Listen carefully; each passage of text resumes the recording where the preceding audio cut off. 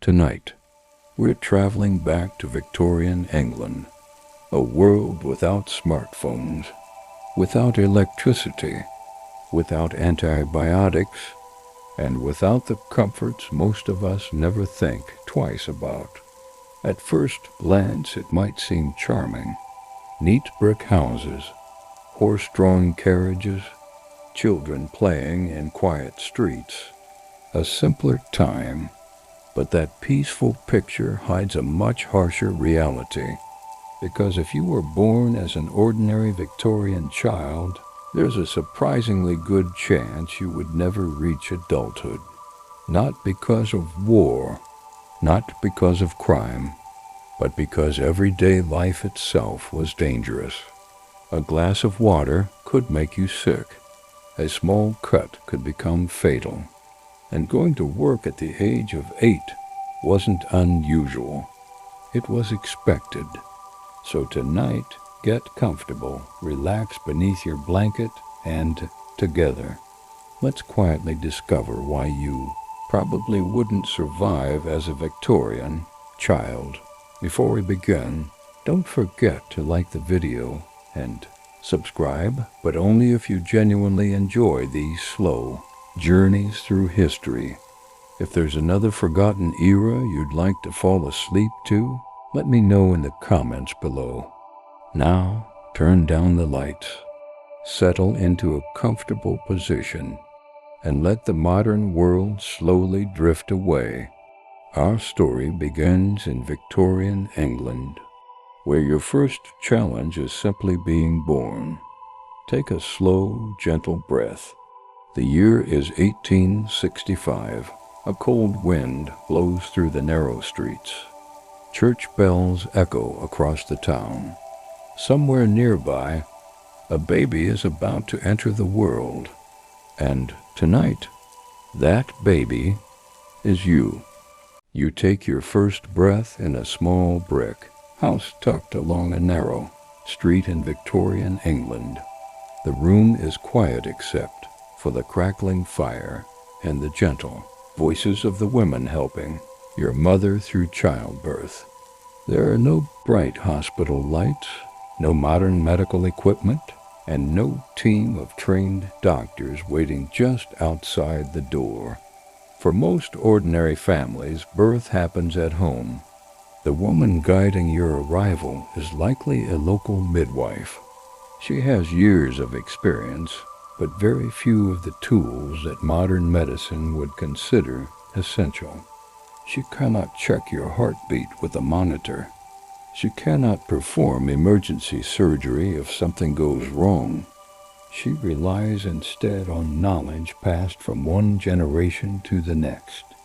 Your survival depends on many things that no one can control. If you arrive too early, your chances become much smaller. If an infection develops, there are no antibiotics to stop it.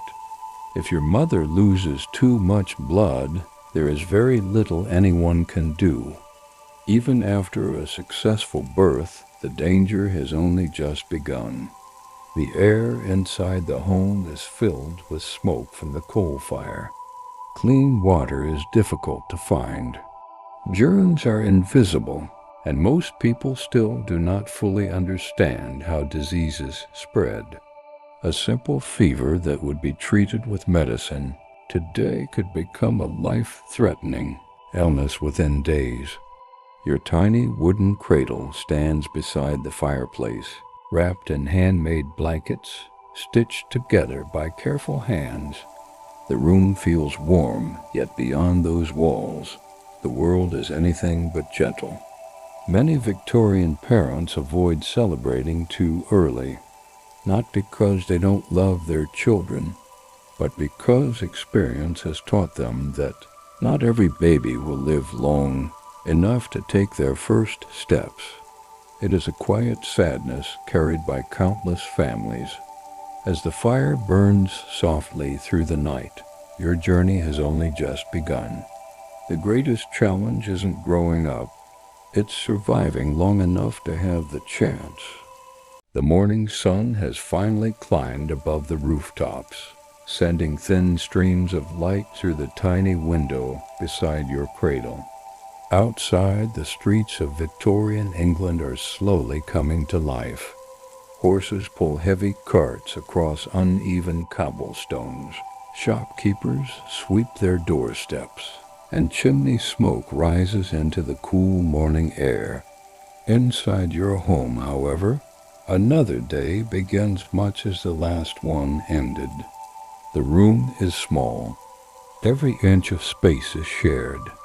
If your family is poor, 6 or even 8 people may sleep under the same roof, sometimes in only 2 rooms. Privacy is almost unknown. Warmth comes from a single coal fire, and every member of the household gathers around it whenever they can. The fire keeps you warm, but it also fills the air with smoke. Hour after hour, tiny particles drift through the room and settle into your lungs. Nobody realizes the long-term harm it may cause. To your family, smoke is simply part of life. Fresh air is a luxury. Clean water is an even greater one. Your mother walks to a public water pump carrying heavy buckets, hoping today's supply is safe enough to drink. Unfortunately, hope is often all she has. The same rivers that provide water are also used to carry away waste from homes and factories. Invisible germs travel silently through the water, though few people understand that yet. A single cup can bring illness. A single illness can change everything. Flies buzz around leftovers left on the table. Milk spoils quickly without refrigeration. Bread grows stale within days, but nothing is thrown away if it can still be eaten. Every crumb matters. You spend most of your time wrapped in blankets near the fireplace, listening to the sounds of daily life, the ticking of an old clock, the scraping of a broom across wooden floors, your mother's quiet humming as she mends worn clothing for the 100th time. It feels peaceful, and in many ways it is. Yet danger hides in ordinary places. A cough that lingers too long, a stomach ache after drinking water, a fever that refuses to fade. These are not unusual events. They are familiar visitors in Victorian homes, arriving without warning and sometimes refusing to leave. Your parents cannot protect you from everything. They clean as best they can. They boil water when fuel allows. They pray when medicine fails. For a Victorian child, survival is rarely about bravery. More often, it is simply a matter of luck. As another quiet day passes inside the little house, your world begins to grow larger. And soon you'll discover that the streets outside can be just as unforgiving as the home you've always known. Soon enough, you are old enough to leave the warmth of the fireplace behind. Tiny boots, carefully repaired more than once, now carry you beyond the front door. To you, the streets seem full of excitement. Horses clatter past, pulling heavy wagons. Merchants call out the prices of fresh bread and vegetables, and children weave through the crowds with surprising confidence. It almost feels like an adventure. But Victorian streets are nothing like the safe sidewalks many children know today. There are no traffic lights, no crossing guards, no fenced playgrounds waiting at the end of the road. The streets belong to everyone, and that includes horses, carts, stray dogs, factory workers, and merchants rushing to earn a living before sunset. You quickly learn to stay close to your mother. A horse can appear around a corner without warning. A wagon loaded with coal cannot stop quickly and its driver may never see a small child standing in the road. One careless step could end in disaster. The roads themselves are far from clean. After a night of rain, muddy puddles fill every corner. Mixed into that mud are horse droppings, rubbish, ash from coal fires, and waste that has nowhere else to go. The smell is something every Victorian child grows used to, even if visitors never could. When summer arrives, the air becomes heavy. Flies gather everywhere, buzzing over market stalls and overflowing bins. During winter, thick fog rolls through the streets, blending with smoke from hundreds of chimneys until entire neighborhoods disappear beneath a gray blanket. People call it fog, but much of it is smoke. Breathing deeply often means filling your lungs with soot. Still, life continues. Children invent games with whatever they can find. A stick becomes a sword. A smooth stone becomes a treasured toy. An old wooden hoop rolled along the street can provide an afternoon of laughter. There are no colorful plastic toys waiting at home. Imagination is the greatest luxury a child possesses. Even as you laugh with your friends, your parents keep a watchful eye. They know the streets can change in an instant. A frightened horse, a collapsing cart, or an unexpected illness spreading through the neighborhood can turn an ordinary day into a tragedy. You don't understand these dangers yet. To you, the world is still filled with wonder. But childhood in Victorian England has a habit of ending much sooner than anyone wishes, because before long, playtime begins to compete with something far more serious: work. At first, your days still belong mostly to childhood. You chase a wooden hoop through the street, collect smooth stones from the roadside, and laugh with friends until the church bell reminds everyone that another afternoon is slipping away.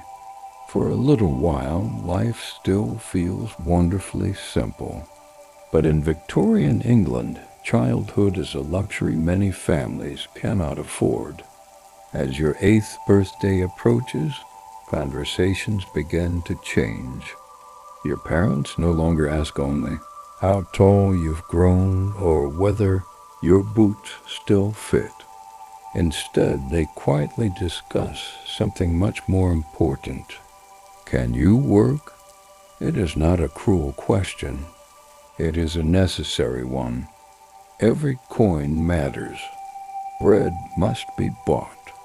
Coal must be carried home before winter. Rent cannot wait simply because a child is still young. So one morning, instead of spending the day playing outside, you wake before sunrise and put on your only set of clean clothes. They are neatly patched at the elbows and knees, repaired so many times that it is difficult to remember their original color. Your breakfast is small: a piece of bread, perhaps a little porridge if the family has enough oats. It isn't much, but it must last until evening. You watch older children walking through the streets together. None of them seem excited. Their footsteps are slow, their faces unusually quiet. They already know what lies ahead. Some will spend the day in textile mills, feeding thread into noisy machines that never seem to stop. Others will crawl through narrow coal mines where adults cannot fit. Some will deliver newspapers, polish boots, sell matches, or carry heavy bundles across the city for a few pennies. School? For many children, school is something that fits around work, not the other way around. If your family is fortunate, you might attend lessons for a few hours each week. You may learn to read simple words, write your name, or solve basic arithmetic. But education does not put food on the table. Work does. No one asks what career you dream of. No one speaks about finding your passion. Survival comes first. Dreams can wait. As you stand outside the factory gates, surrounded by children no older than yourself, you notice something surprising. Very few are smiling, not because they are unhappy with life, but because this has become normal. To them, growing up does not happen slowly over many years.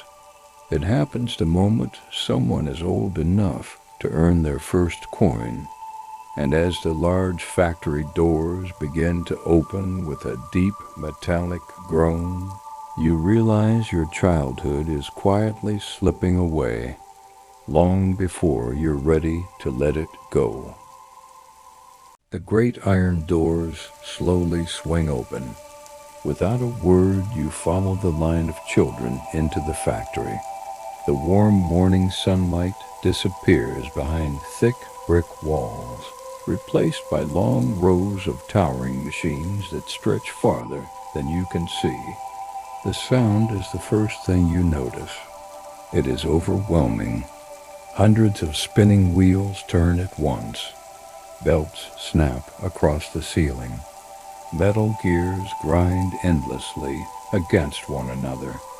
The air vibrates with a constant roar so loud that ordinary conversation becomes impossible. After a while, your ears stop trying to make sense of it.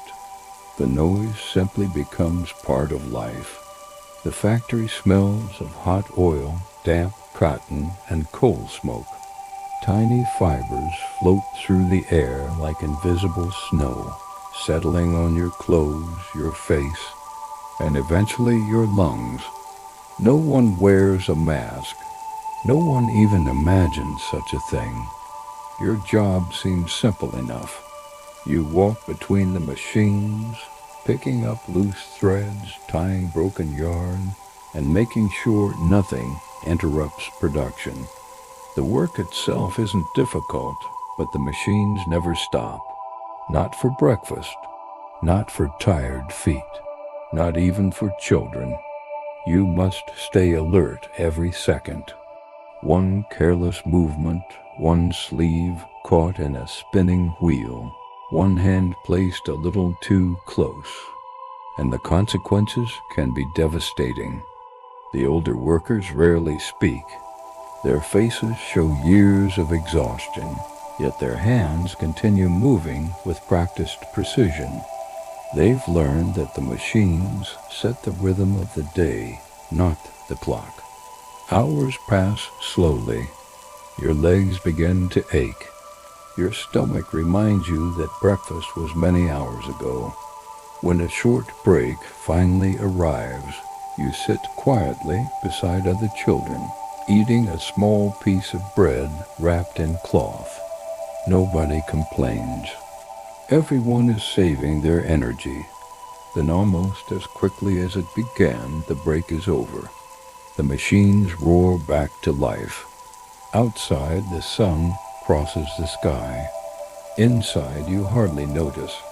The windows are coated with dust, allowing only thin beams of light to reach the factory floor.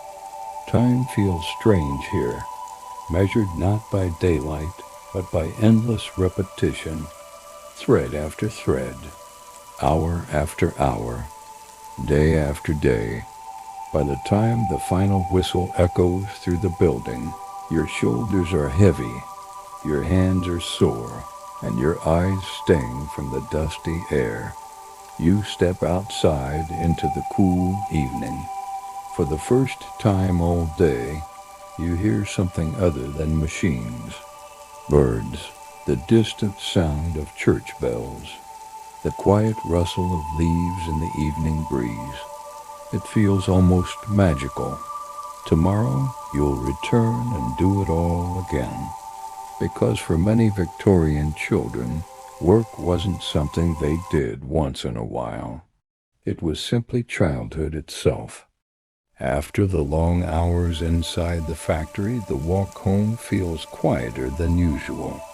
Your body is tired, but your mind is strangely calm. The streets are softer now in the evening light. The same muddy roads that felt chaotic in the morning now appear almost peaceful, as if the city itself is resting.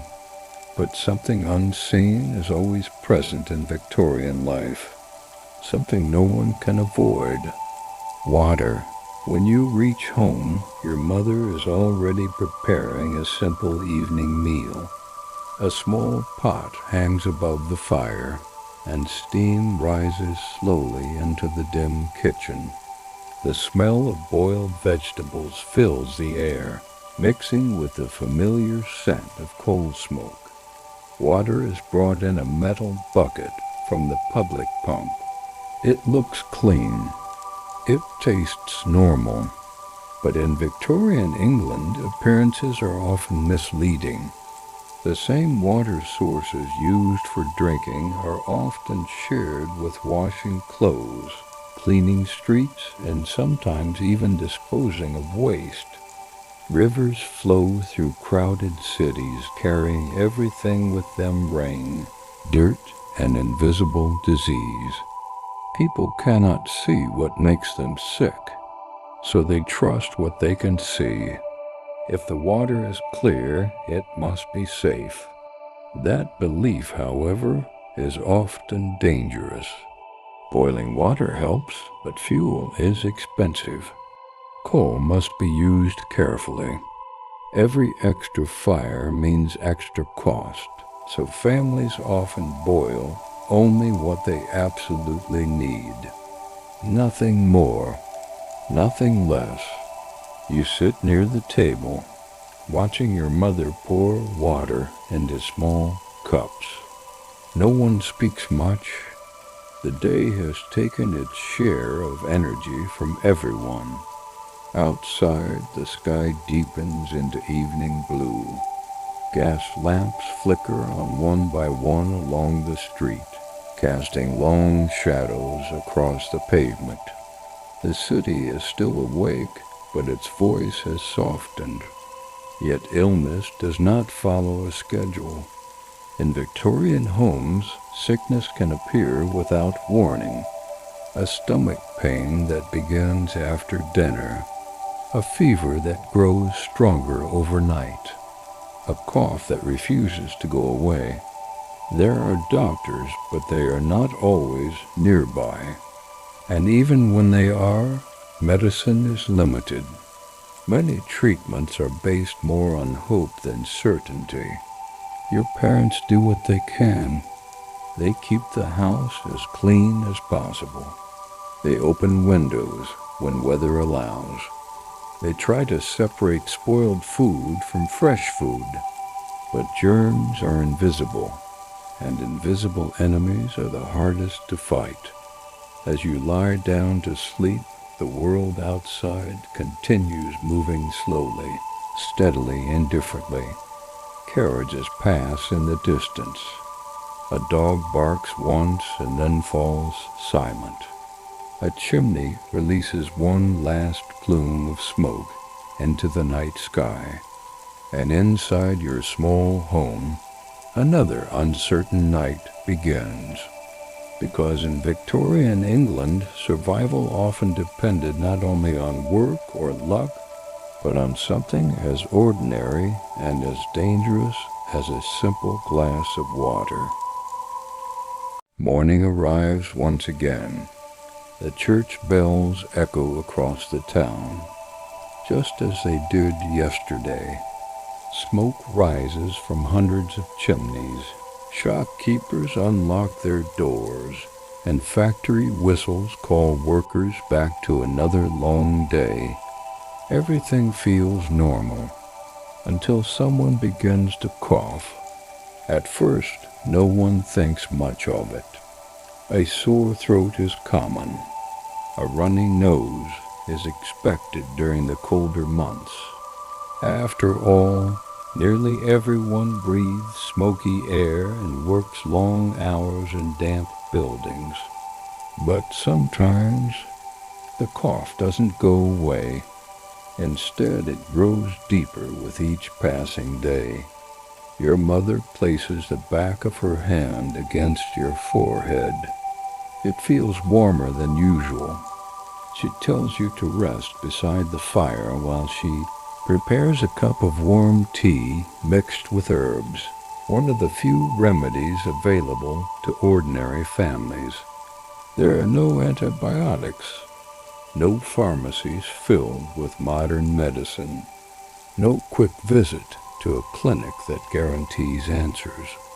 Instead, families rely on home remedies, experienced neighbors, and hope. If the fever becomes worse, a doctor might be called. But doctors are expensive. For many working families, paying for a doctor's visit could mean having less money for bread or coal.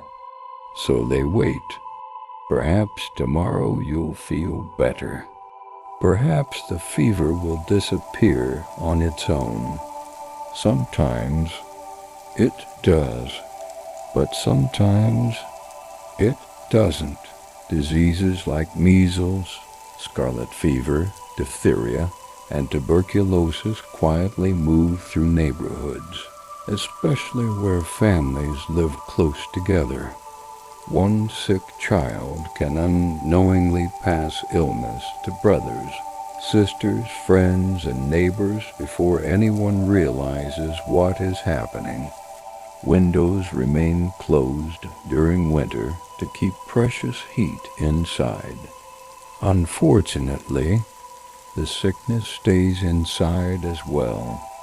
You spend the day wrapped in blankets, listening to the crackling fire. Outside, other children hurry toward the factory, their footsteps fading into the distance. For the first time, you are not with them. The house feels strangely quiet. Your parents try not to show their fear. They smile when they speak to you. They tell you that you'll soon be running through the streets again. But after you fall asleep, they exchange worried glances across the room. They have seen this before, too many times. In Victorian England, a simple illness could change the future of an entire family. A child who seemed healthy 1 week might never recover the next. Not because anyone stopped caring, but because medicine had not yet caught up with compassion. As the fire slowly burns lower and the evening shadows stretch across the room, one question quietly lingers in the air. Will tomorrow bring recovery, or something far more heartbreaking? The fever fades. Slowly, almost quietly, your strength begins to return. A few days later, you're able to stand again, then walk, and before long, you're back outside beneath the pale Victorian sky. It feels like you've escaped something, and in many ways, you have. But life in Victorian England is filled with dangers that don't announce themselves with loud noises or flashing warnings. They hide inside ordinary moments, waiting patiently. This morning, your mother asks you to fetch a bucket of coal from the small shed behind the house. It's a simple task, one you've done many times before. As you lift the heavy bucket, your hand brushes against a rough wooden board. A sharp splinter slides into your finger. You barely notice. It stings for a moment, then you continue walking. Today, most people would wash the wound, apply antiseptic, and cover it with a clean bandage. But none of those things exist here. Your mother removes the splinter with a sewing needle heated over the fire. She wraps your finger with a strip of clean cloth and hopes for the best. Usually, that's enough, but sometimes it isn't. A tiny cut can become swollen. A swollen finger can become infected, and an infection can spread through the body with frightening speed. The same is true for burns from the fireplace, falls from horse carts, dog bites, even stepping on a rusty nail hidden beneath the mud. These are everyday accidents. Yet in Victorian England, everyday accidents can become life-threatening.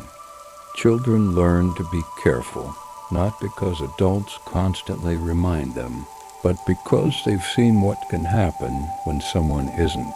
The older boys compare small scars on their hands, like badges of experience. The younger children listen quietly, hoping they'll never earn scars of their own. Even your games carry hidden risks. You climb low stone walls. You chase friends through crowded streets.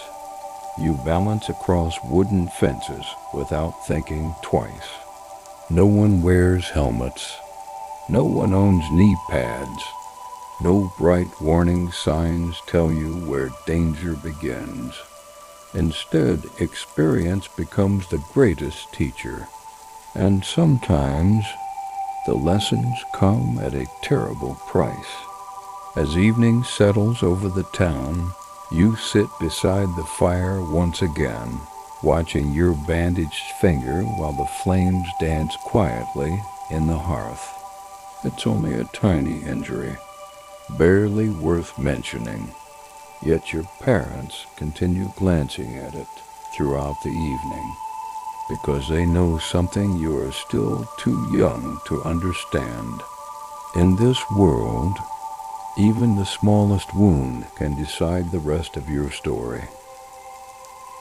The bandage comes off after a few days. Your finger heals, and life quietly returns to its familiar rhythm. The factory whistle still blows before sunrise. The church bells still mark the passing hours. Smoke still curls above the rooftops of the town. But today, another challenge is waiting. Your stomach is already empty. Breakfast is simple, as it is on most mornings. A small bowl of porridge, a slice of yesterday's bread, and a cup of weak tea. There are no eggs today, no fresh fruit. Meat is a rare luxury, usually saved for special occasions, if it appears at all. You eat slowly, hoping to make the meal last longer. Not because there's plenty, but because there isn't. For many working families, every loaf of bread is carefully measured. Your mother knows exactly how much flour is left. She knows how many potatoes remain in the cupboard and how much coal can be burned before payday. Nothing is wasted, not even crumbs. If a piece of bread becomes stale, it is softened in soup. If vegetables begin to wilt, they are cooked before they spoil. Even bones from an old meal are boiled again to make a thin broth. Every meal is stretched as far as possible. As a growing child, you are often hungry. Not starving, just never quite full. By midday, your stomach begins to ache again. Hours of walking and working have burned through the little energy breakfast provided. Around you, other children quietly unwrap lunches that look much the same bread. Perhaps a piece of cheese if they're fortunate, or a cold potato carried from home. Nobody complains. There's no point. Everyone knows their parents are doing everything they can. Back at home, your mother sometimes skips a portion of her own dinner without saying a word. She smiles as she tells you she's not very hungry tonight, but you notice. Parents often eat less so their children can eat more. It's a silent sacrifice repeated in thousands of Victorian homes. Yet despite the hardship, meals are still moments of togetherness. At the end of a long day, the family gathers around the table, grateful for whatever has been placed before them. There is quiet conversation, tired smiles, and the comforting warmth of the fire. No feast, no celebration, just another ordinary evening. And somehow, that feels enough, because in Victorian England, happiness isn't measured by a full plate. Sometimes it's simply measured by having a meal at all. As darkness settles outside and the last piece of bread disappears from the table, you begin to understand an important lesson of childhood. Tomorrow's breakfast is never guaranteed. Summer slowly slips away. The bright mornings become shorter. The evenings arrive earlier. One by one, the leaves drift from the trees, covering the streets in shades of gold and brown, before disappearing beneath cold autumn rain. Everyone knows what comes next. Winter. And in Victorian England, winter is not simply another season. It is a test. The first icy wind finds every crack in the walls of your small home. Even with blankets covering the windows and cloth stuffed beneath the doors, the cold always finds a way inside. The fireplace burns from morning until night, not because it's cozy, but because without it, the house becomes almost unbearable. Coal is precious. Your father counts every bucket carefully. Each shovel placed onto the fire means one less for tomorrow. Some evenings the family sits together in a single room simply to share what little warmth the fire can provide. The bedrooms remain freezing. You climb into bed wearing the same clothes you wore during the day. Thick wool socks, a knitted cap, and several blankets are your only protection against the bitter night air. When you wake the next morning, your breath is visible. Thin white clouds drift from your mouth with every exhale. Sometimes frost forms on the inside of the bedroom window. It looks beautiful until you remember how cold the room truly is. Outside, the streets become slippery with ice. Horses struggle to pull heavy carts through frozen mud. Water pumps freeze, making fresh water even harder to collect.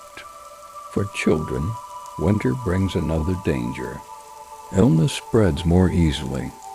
Families keep windows tightly shut to preserve warmth, trapping smoke and stale air inside their homes. Coughs echo through crowded rooms. One child catches a cold, then another, and before long the entire household is coughing through the night. Still, life cannot stop. Factories remain open. Markets continue to trade.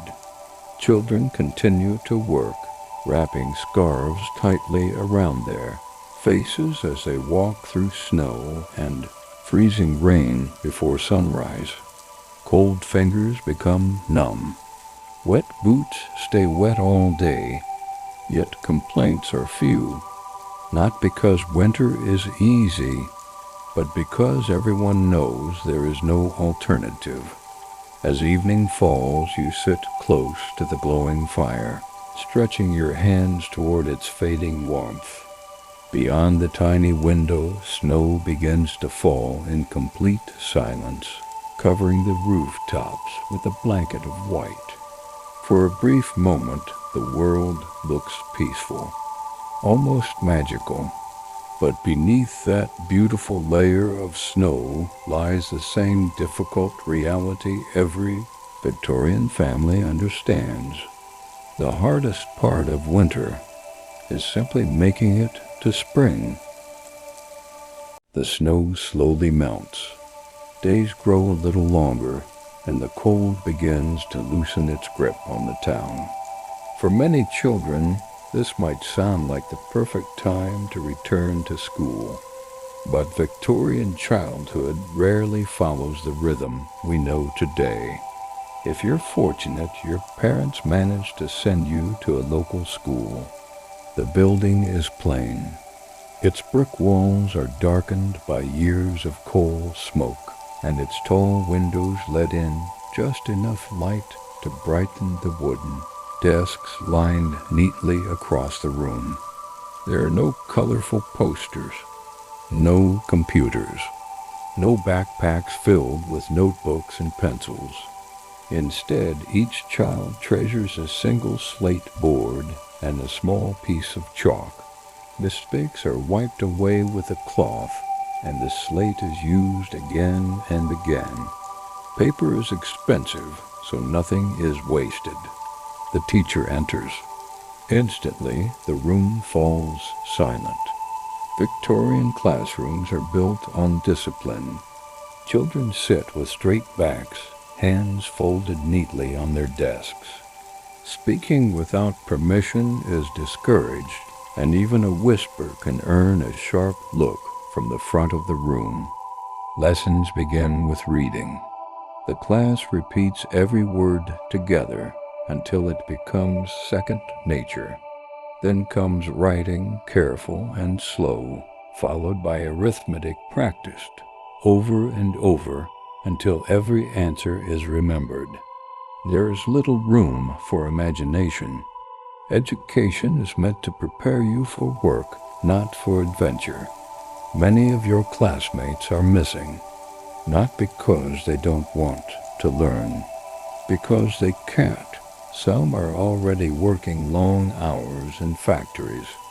Others help their families at home or care for younger brothers and sisters while their parents earn a living. For them, missing school isn't a choice. It's survival. When lessons end, there is no waiting for a school bus, no after-school clubs, no sports practice. Most children simply walk home or straight back to work. Even so, the classroom offers something precious. For a few quiet hours, children from different families sit together, sharing stories, practicing new words, and dreaming of lives that might one day be different from those of their parents. For some, education becomes the first small step toward a better future. For many others, it remains a brief pause in a life already shaped by responsibility. As you leave the classroom, the afternoon sun shines across the cobblestone street. Books are tucked away. The lesson is over, but the real work of the day is only beginning. The school day is over. The factory whistle has fallen silent. For the first time since sunrise, there are no instructions to follow, no heavy buckets to carry, and no machines demanding your attention. The evening belongs, if only for a little while, to childhood. You hurry into the street where a few familiar faces are already waiting. No one owns expensive toys, yet somehow no one seems to mind. One child rolls an old iron hoop along the cobblestones with a wooden stick. Another has carefully carved a tiny boat from a piece of scrap wood. Someone else brings a worn leather ball that has been stitched together so many times it barely resembles the original. To modern eyes, these toys might seem ordinary. To you, they are treasures. Laughter fills the narrow street as children invent games with whatever they can find. A fallen branch becomes a knight's sword. Flat stones are stacked into towers. Chalk is used to draw simple games across the pavement before the next rainfall washes them away. Imagination is your greatest possession. No batteries, no screens, no electricity, only curiosity. For a short while, the worries of the day seem to disappear. The factory fades from your thoughts. The cold mornings, the aching feet, the empty stomach, all of it is replaced by the simple joy of running faster than your friends. Before the church bell rings again, parents watch from nearby doorways. Some smile quietly. Others continue mending clothes while keeping one eye on the children. They know these moments are precious because they don't last very long. As children grow older, free evenings become fewer. More responsibilities arrive with each passing year. Longer hours at work, greater expectations at home, less time for games. No one says it aloud, but everyone understands. Childhood is slipping away. The sun begins to sink behind rows of brick houses, painting the smoky sky with soft shades of orange and gold. Mothers call their children home, one by one. The games end without complaint. Tomorrow will come early. Inside the house, supper waits on the table. It isn't a grand feast, just warm soup, bread, and the comfort of being together after another demanding day. You take one last look through the window. The street is quiet again. The hoop rests against a stone wall. The chalk drawings are already beginning to fade beneath the evening dew. And you realize something that many Victorian children never had the words to express. Sometimes the happiest moments in life are also the shortest.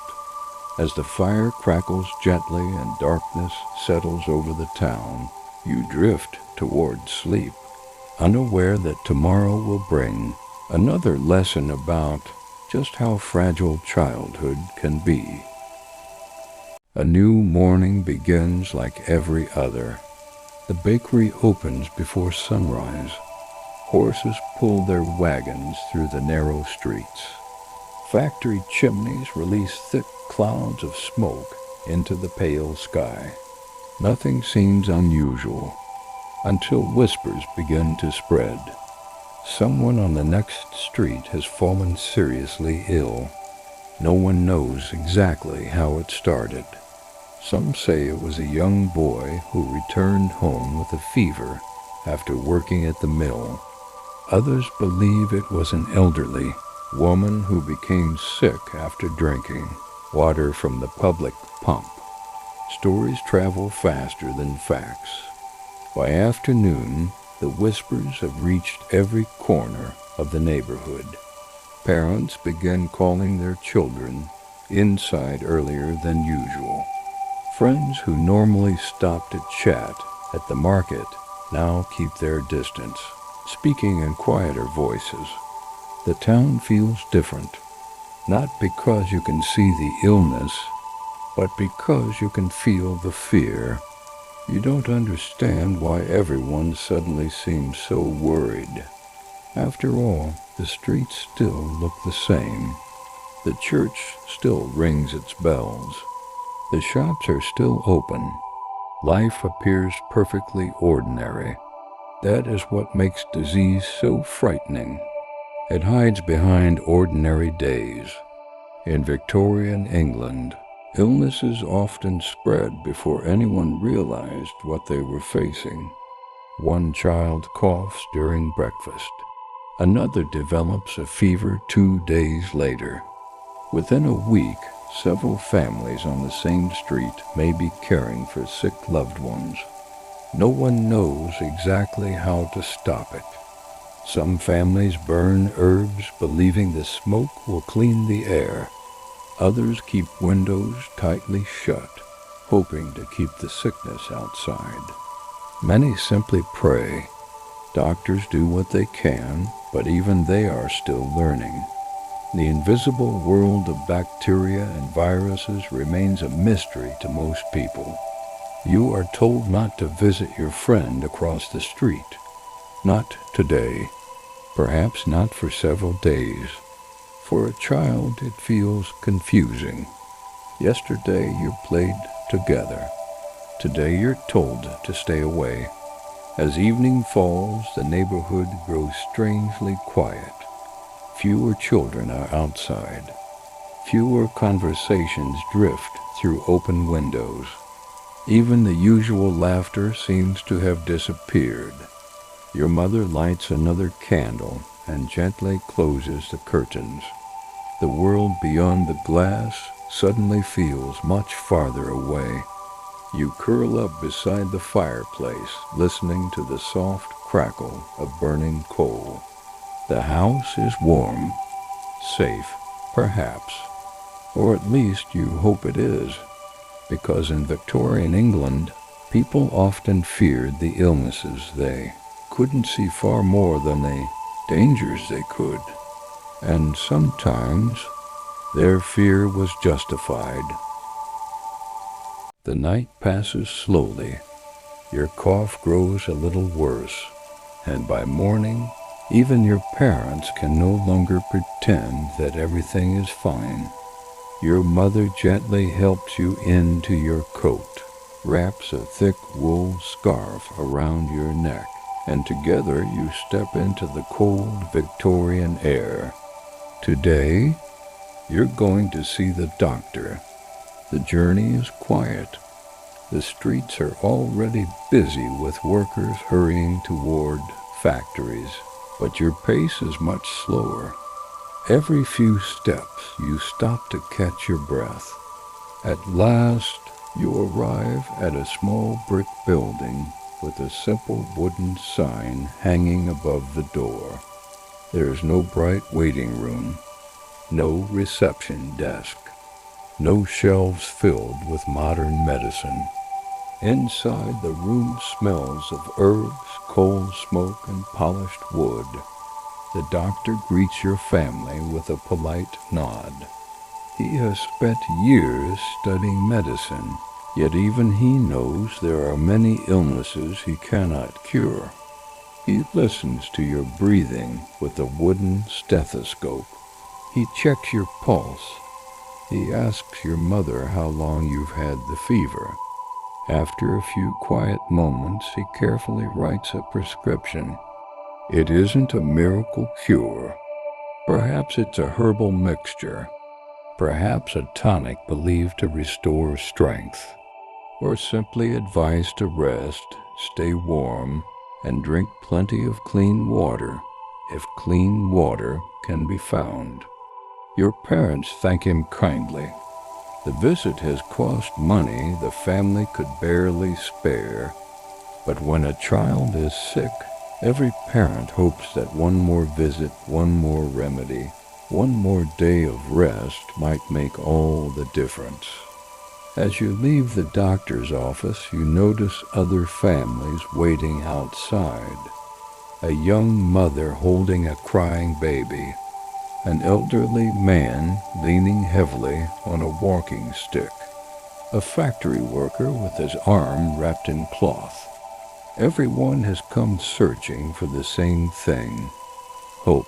The walk home feels longer than before. Your mother keeps one hand gently on your shoulder, encouraging you to take slow, careful steps. Back inside the house, the familiar warmth of the fireplace welcomes you once again. A blanket is placed over your knees. A warm cup rests beside you. Outside, life continues as always. The factory whistles blow. Children laugh somewhere in the distance. Carriages roll across the cobblestones. The world never stops moving, even when you must. And as the flames dance quietly in the fireplace, you begin to understand something that every Victorian family already knows. Sometimes the greatest medicine isn't found inside a bottle. Sometimes it's simply having someone who refuses to give up on you. The doctor's visit gives a little hope, but hope in Victorian England does not always mean rest. By the next morning, the fever has lowered slightly. You can sit up again. Your breathing feels easier. And in a world where every day of work matters, a little better is often mistaken for good enough. So your parents make a difficult decision. You are going back, not because you are fully healed, but because staying home any longer could mean lost wages, missed opportunities, and a growing burden on the family. You wrap yourself in a thick coat and step outside once more. The air feels sharper today. Every breath is careful. The streets look the same as always: horses, carts, smoke rising from chimneys, but your body feels different, weaker, slower, as if the world is moving slightly ahead of you. At the factory gate, no one asks if you are completely well. The machines are already running. They do not wait. Inside, the noise greets you like a wave. Spinning wheels, rattling belts, endless mechanical rhythm.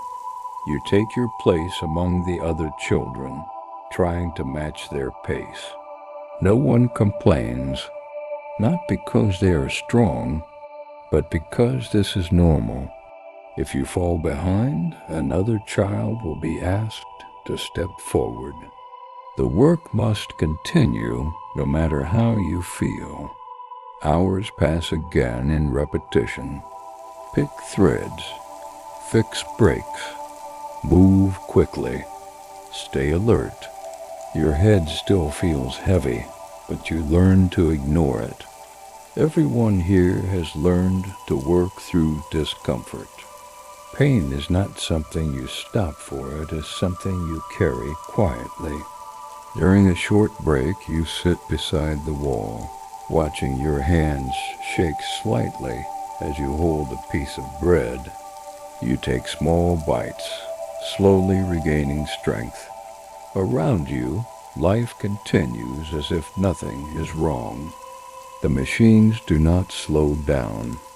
The supervisors do not look worried. The world outside the factory does not know who is tired inside it. As evening finally arrives, your legs feel heavier than before, but something has changed. Not the work, not the noise, but your understanding of it. You realize that in this world, recovery is not a clear line. There is no moment where someone says, "Now you are fully well." Instead, people simply return to their duties as soon as they are able to stand. Step by step, you walk home under a dim sky. And even though your body still feels fragile, the day is already asking for more tomorrow.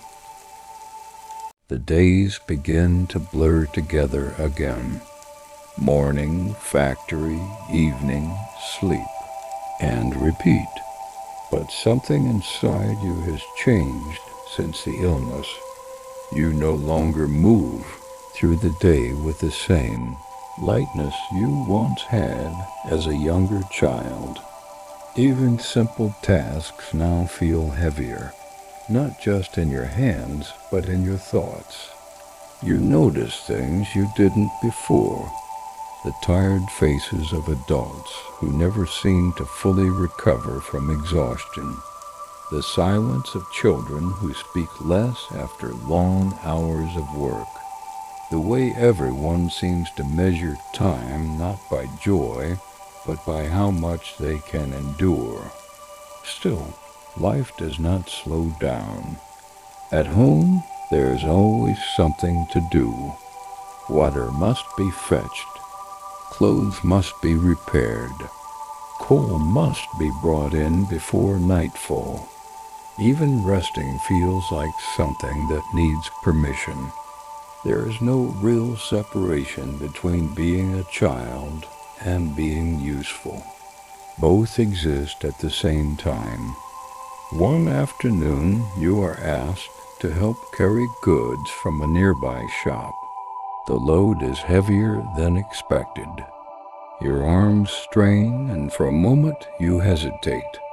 But hesitation is not something the world allows easily. You keep going, because everyone else does. On the way back, you pass a group of younger children playing near a narrow alley. Their laughter is soft, brief, almost fragile against the noise of the city. Watching them, you remember a version of yourself that still believed the world was mostly made of games and small adventures. That version feels distant now, not gone, just quieter. At home, your mother notices your silence. She asks if you are tired. You nod, but you do not explain further. There is no single thing to describe. It is not pain, not sadness, just a steady weight of responsibility settling deeper than before. Dinner is simple again. Bread, soup, a little warmth from the fire. And as the family sits together, there is comfort in routine. Even when life is difficult, routines give it shape. They create small moments where everything feels predictable, even safe. Outside, the city continues its endless rhythm. Inside, you begin to understand something slowly but clearly. In Victorian England, childhood does not end all at once. It fades, quietly, between work, illness, responsibility, and time. And one day, without noticing it fully, you realize you are no longer just a child watching the world. You are part of the world that keeps it running. The seasons change again, almost without warning. One week the air feels sharp and cold, and the next there is a softer warmth in the wind that hints at spring. Life in Victorian England rarely pauses to announce these changes. It simply continues, adjusting itself around work, survival, and routine. You notice your body growing stronger, but not in the way children today might expect. Strength here does not mean play or sports. It means endurance, the ability to stand for long hours, to carry weight without complaint, to wake up early even when every part of you wants to stay asleep. At home, your responsibilities have expanded quietly over time.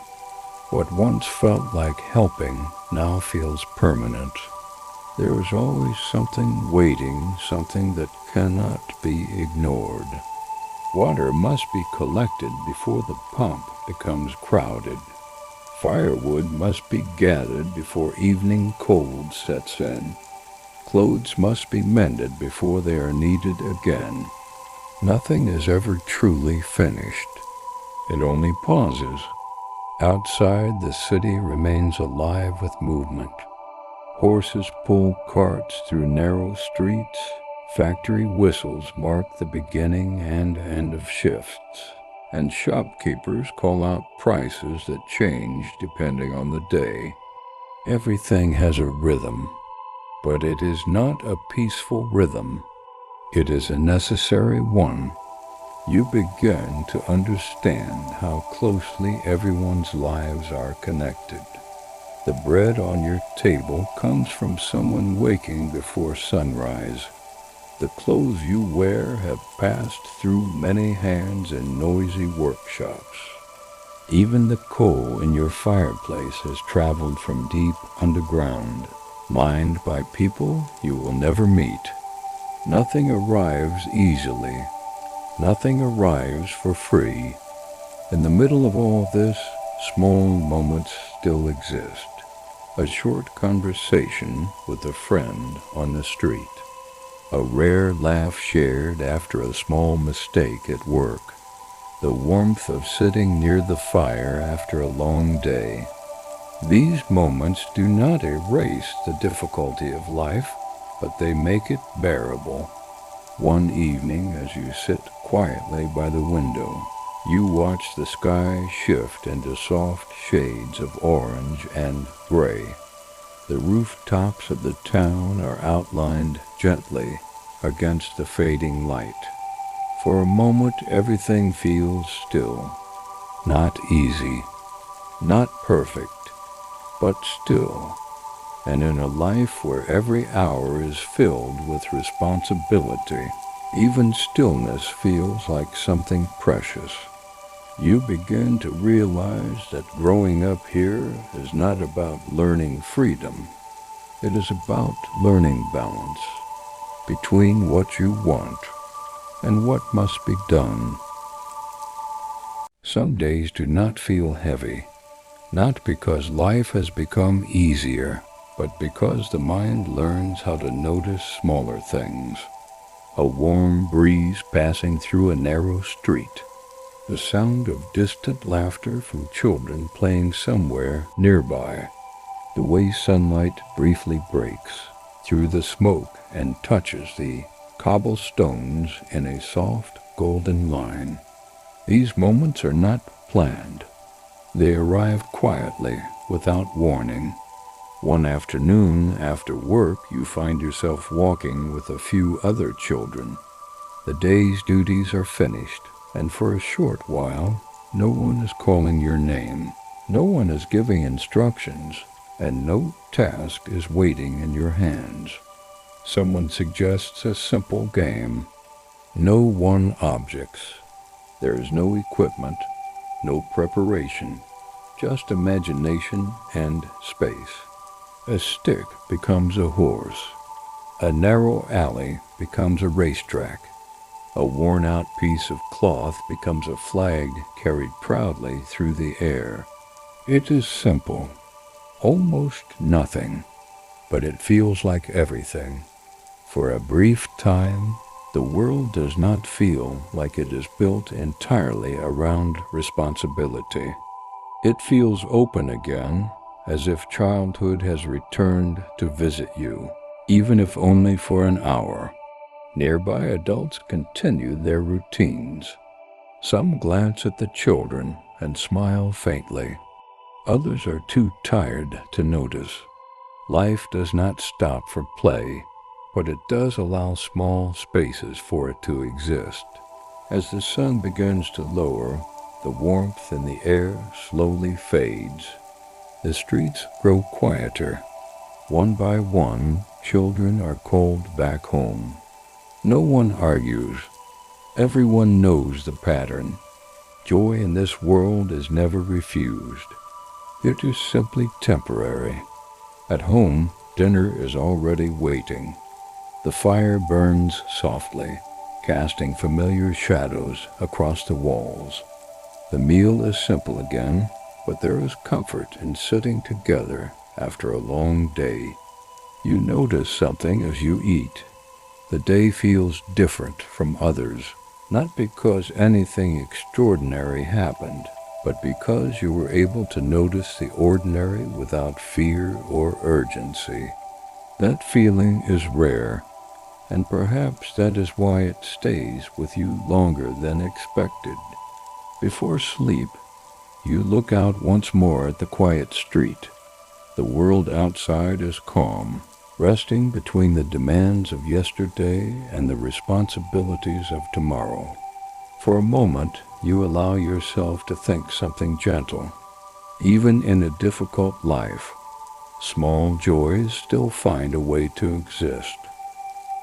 The next morning arrives like any other, but you are beginning to notice that, like any other, is no longer simple. Each day carries small differences that only become visible when you look back. Your clothes fit differently now. Your steps are more confident on the cobblestone streets. Your hands show small marks of work that once seemed too heavy for you. Growing up here does not feel like a celebration. It feels like gradual acceptance. There is no single moment where childhood ends. Instead, it slowly steps back, making room for responsibility without asking for permission. At work, you are trusted with slightly more tasks, not because you asked for them, but because you have proven you can manage them. In Victorian life, ability is noticed quickly, and once noticed, it becomes expected. There is pride in this in a quiet way. Being relied upon means you are useful. Being useful means you are needed. But it also means less time to rest, less time to wonder, less time to simply exist without purpose. At home, conversations among adults become easier to understand. You begin to hear not just words, but meaning worries about money, discussions about food, planning for the next week instead of the distant future. The world of adults is not dramatic. It is practical, always focused on what comes next. One evening, you sit near the window again. Outside, the street is familiar, yet something feels different. It is not the buildings or the people. It is you. The same streets you once saw as large and mysterious now feel smaller, as if you are finally beginning to understand their shape. A horse passes slowly. A vendor calls out a tired advertisement. A child runs home before dark. Everything continues unchanged. But you are not unchanged anymore. There is a quiet realization forming, something you do not fully say out loud, but feel clearly. Growing up is not about becoming free. It is about becoming responsible for more of what was once taken care of for you. And in a world like this, that realization arrives earlier than most children ever expect. As night settles, the house grows warm again with the fire's glow. The day ends the same way it always does, but you fall asleep carrying something new inside your thoughts. Not fear, not joy, but awareness. Night settles over Victorian England, but the city does not truly become silent. Even in darkness, life continues in its own steady rhythm. Distant wheels roll across cobblestones. A factory chimney releases its last trail of smoke into the night sky. Somewhere, a dog barks once and then fades back into silence. Inside your home, the fire burns low but steady. It is not bright anymore, only enough to keep the cold away. You sit near it, listening to the familiar sounds of a household preparing for rest. Chairs shift softly. A kettle is placed aside. A door closes gently upstairs. These small noises mark the end of another long day, and yet your mind does not feel fully at rest, because you are beginning to understand something about the world you live in. It does not pause, not for illness, not for exhaustion, not even for childhood. Factories will continue tomorrow morning, just as they did today. Markets will open, streets will fill, horses will pull their loads through the same narrow roads. Everything will move forward, regardless of how anyone feels. At first, this realization feels heavy, but slowly it becomes something else. Clarity. You begin to see the structure beneath everything. Every person has a role. Every role keeps something else alive. The city is not random, it is connected, piece by piece, like an invisible machine made of human effort. And you are part of it now, not as a visitor, not as a child standing outside the system, but as someone inside it. This does not mean childhood disappears completely. There are still small moments, quiet laughter, shared meals, brief pauses between responsibilities. But they no longer define your days. They exist inside them. As you lie down to sleep, the warmth of the fire fades slowly into the background. The room grows darker. The world outside becomes distant again. Tomorrow will come as it always does, with its noise, its work, its expectations. But for now, there is only stillness. And in that stillness, a final thought quietly settles in your mind. You did not survive Victorian childhood because it was easy. You survived it because life, even in its harshest form, always found a way to continue. And so did you. Morning light returns, soft and pale, slipping through the cracks of the window as if it is unsure whether to enter or not. The city outside is already awake. It always is. But today feels slightly different, not because anything has changed, but because you are beginning to notice how fragile everything truly is. In Victorian life, survival is not a straight path. It is a thin line, and most people walk it without ever realizing how many times they nearly fall off. A child who catches a fever at the wrong time, a worker who slips on wet cobblestones before a shift, a family that runs out of coal a little too early in winter. Small events, ordinary moments, but each one carries weight. You sit near the fire, watching your hands as they warm slowly. There is a quiet routine to everything now. You know what the day will bring even before it fully begins. Not because life is predictable, but because it rarely offers surprises. Breakfast is simple again. Work will follow. Evening will arrive, and the cycle will continue. But within that cycle, you start to notice something deeper.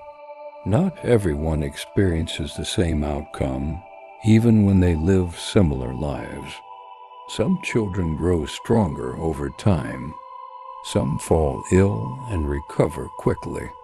Some disappear from routines without much explanation, their absence becoming part of the background noise of the neighborhood.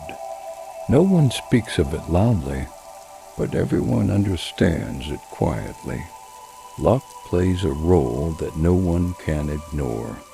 At the factory, the machines do not distinguish between tired hands and strong ones. At home, illness does not choose based on kindness or effort. And in the streets, accidents do not wait for the right moment. Life continues anyway, and so do people. As you walk through the familiar streets once more, you begin to see everything with a slightly different awareness. The same carts, the same faces, the same smoke rising into the sky. But now you understand that behind each of them is a story shaped not only by effort, but also by chance. As evening approaches, you return home, where the fire burns quietly once again. The world outside grows darker, but inside there is a steady warmth that feels almost like protection. Not perfect, not permanent, but enough for tonight. And as you prepare to sleep, one thought remains softly in your mind. In this world, survival is not guaranteed. It is simply given one day at a time. The days continue, almost indistinguishable from one another, but something inside you has changed over time. It is not something you can easily see, not like a scar, not like a mark. It is quieter than that.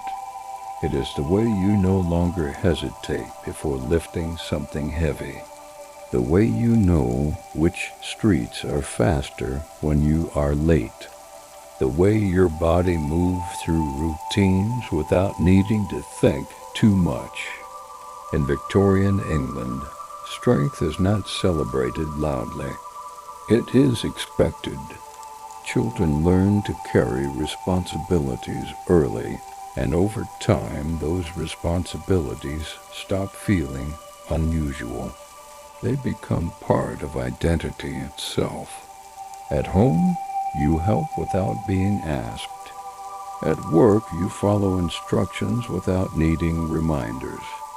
At the market, you understand prices and timing better than you once did.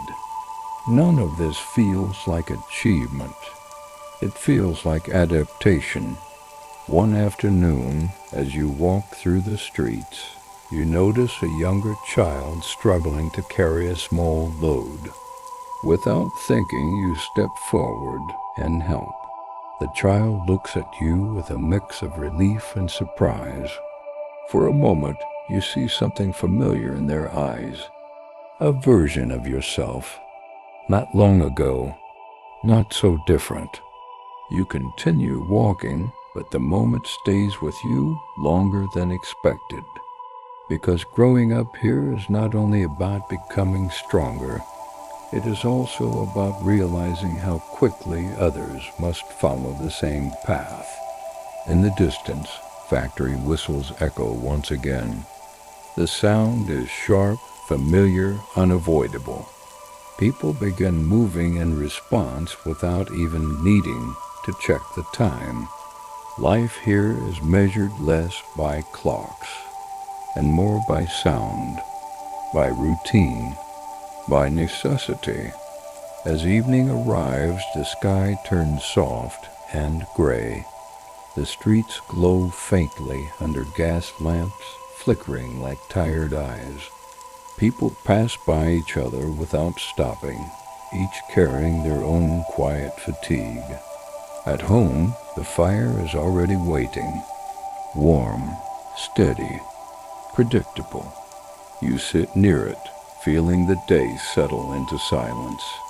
There is comfort in that silence, even if it is built from long hours and repetition. And slowly you begin to understand something that never needed to be spoken aloud. Strength in this world is not about standing out. It is about continuing, even when nothing feels easy, even when no one is watching, even when everything feels the same. You continue, and that in itself becomes enough. There comes a point when you realize something quietly, not through a single moment, not through a clear event, but slowly through distance. The distance between who you were and who you are now. You walk the same streets you once ran through. You pass the same corners where you once played games with no meaning except laughter. But now, everything feels slightly different. Not worse, not better, just farther away. The world of childhood does not disappear suddenly in Victorian England. It fades, like light slowly leaving a room at dusk. At home, your conversations are no longer about games or small adventures. They are about time, tasks, and what must be done before the next day begins. You begin to understand the rhythm of responsibility so well that it no longer needs explanation. At work, you are no longer the youngest. There are others now who look to you for guidance in small things. How to carry something safely, how to avoid mistakes, how to keep pace with the machines without falling behind. Without realizing it, you have become part of the middle layer of life, no longer protected, not yet fully settled, somewhere in between. One evening, you find yourself standing alone for a moment outside the house. The air is cooler now. The sky is deepening into shades of blue and gray.